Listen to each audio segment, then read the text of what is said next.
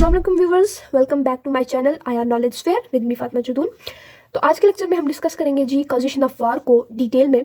जिसमें हमने level of analysis लिखा है जी, उसको हम डिस्कस करेंगे। अब लेवल ऑफ एनालिसिस एक ऐसा टॉपिक है जिसको हम किसी भी टॉपिक में यूज़ करके उस टॉपिक को जो है वो हम डिस्कस कर सकते हैं, उसको समझ सकते हैं। जैसे लेवल ऑफ एनालिसिस को हम कोई भी इंटरनेशनल सिस्टम है उसको समझने के लिए हम इसको यूज़ कर सकते हैं, कोई भी ऑर्गेनाइजेशन है उसको समझने के लिए हम लेवल ऑफ एनालिसिस के टॉपिक को यूज़ कर सकते हैं। तो शुरू करते हैं आज का हमारा लेक्चर। लेवल ऑफ एनालिसिस में सबसे पहले हम देखेंगे जी इंडिविजुअल लेवल को, जिसमें इंडिविजुअल जो है वो कोई भी हो सकता है, कोई स्टेट का लीडर हो सकता है, कोई एग्रेसिव मासेस हो सकती है, कोई भी इंडिविजुअल हो सकता है, वो जो है वो वार लेड कर रहा होता है। इसमें एग्रेसिव लीडर्स आ जाते हैं जो कि वार को इनिशिएट कर रहे होते हैं, जिसमें हम एग्जांपल ले सकते हैं जी अडोल्फ हिटलर की। उसने जो है वो सेकंड वर्ल्ड वॉर उसी की वजह से हुई, और वो एक एग्रेसिव लीडर था जिसकी वजह से सेकंड वर्ल्ड वॉर हुई। उसके अलावा एग्रेसिव मासेस आ जाती हैं, जैसे कि पीपल जो है वो वार को इनिशिएट कर रहे होते हैं। जैसे हम कोई मंगोल्स की एग्जांपल लें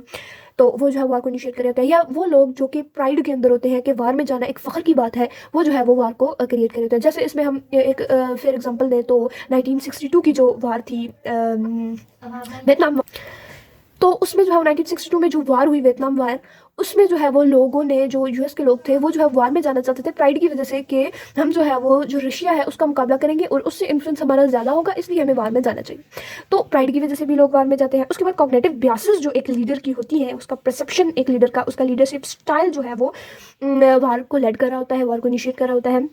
कि वो अपना जो राइवलरी है, उसका जो दुश्मन है, उसको ऑलवेज जो है वो नेगेटिवली परसीव कर रहा होता है। जैसे कि पाकिस्तान और इंडिया की बात करें कि पाकिस्तान भी हमेशा जो है वो इंडिया को नेगेटिवली परसीव कर रहा होता है, एक दुश्मन के तौर पर देख रहा होता है, और इंडिया भी पाकिस्तान को एक दुश्मन के तौर पर ही देख रहा होता है। उसके अलावा हम जो है वो अगर उसकी बात करें, कोल्ड वार की एरा की बात करें, तो वहाँ पर भी यूएस जो है वो हमेशा दुश्मन की तरह ही देखता था यूएसएसआर को, और यूएसएसआर भी यूएस को ही दुश्मन की तरह ही देखता था। तो उसकी वजह से भी जो है वो वार हो सकती है।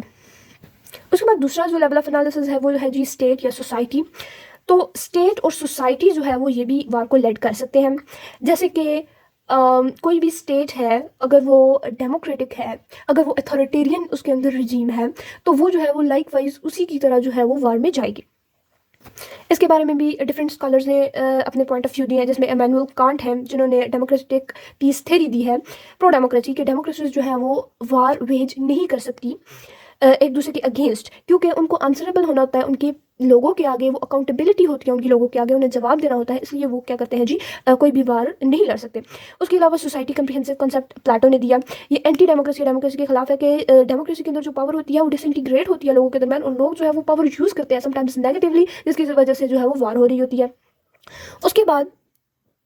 डाइविजनरी वार होती है जी स्टेट्स के दरमियान, कि एक स्टेट जो दूसरी स्टेट के अगेंस्ट वार इसलिए इनिशिएट कर रही होती है ताकि वो अपने लोगों को डेविएट कर सके, जो उसकी स्टेट के अंदर जो अफेयर्स हो रहे हैं, जो मैटर्स चल रहे हैं, उनसे जो है वो लोगों को डेविएट कर सके। इसमें हम बेस्ट एग्जांपल दे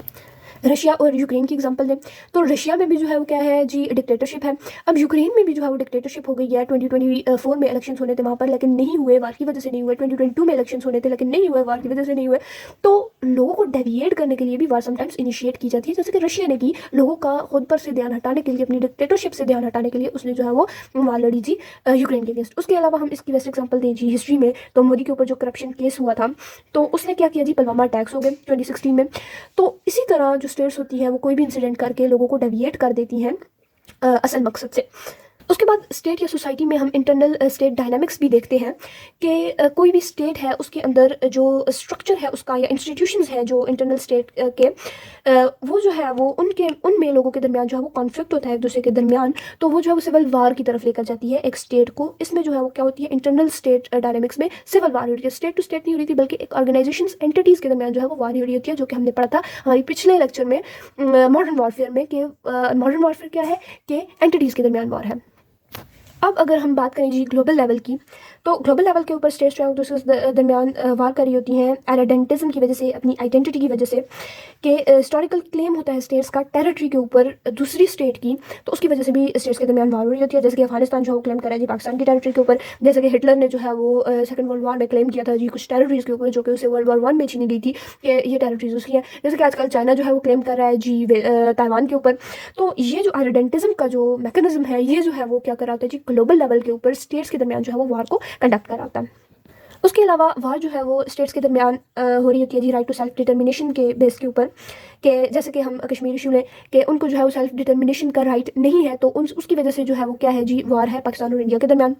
जैसे कि पैलेस्टाइन इशू है, वो जो है वो लड़ रहे हैं जी अपनी सेल्फ डिटर्मिनेशन के लिए, और उसकी वजह से जो है वो फाइट हो रही है इसराइल और ईरान के दरमियान। तो ये जो है वो राइट ऑफ सेल्फ डिटर्मिनेशन भी वार को इनिशिएट कर रहा होता है।